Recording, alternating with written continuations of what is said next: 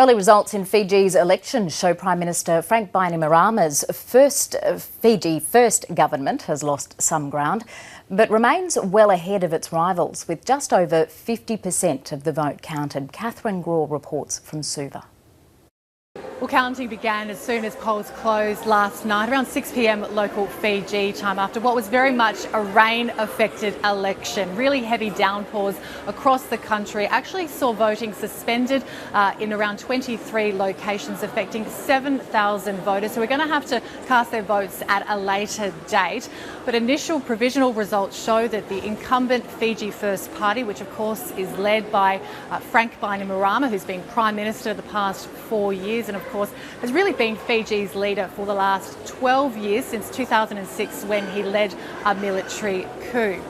Now, his party has received around 51% of the votes so far. The main opposition party in the last government, SEDELPA, really seems to have benefited from bringing back Sitiveni Rabuka, himself also a former Prime Minister and the coup leader of 2 coups in 1987.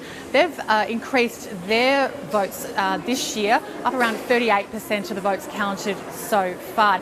Now, under Fiji's electoral system, political parties will be allocated a certain number of seats in Parliament based on the total percentage of votes that they win.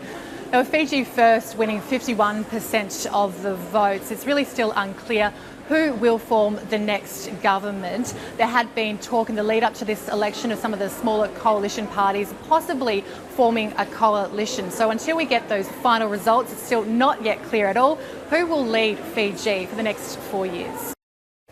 Bangladesh is preparing to repatriate some of the 700,000 Rohingya Muslims who fled army-led violence in Myanmar last year.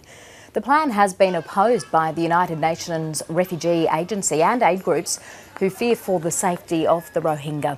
And many refugees on the short list to return from as early as today have reportedly fled their shanties in the camps to avoid being sent back.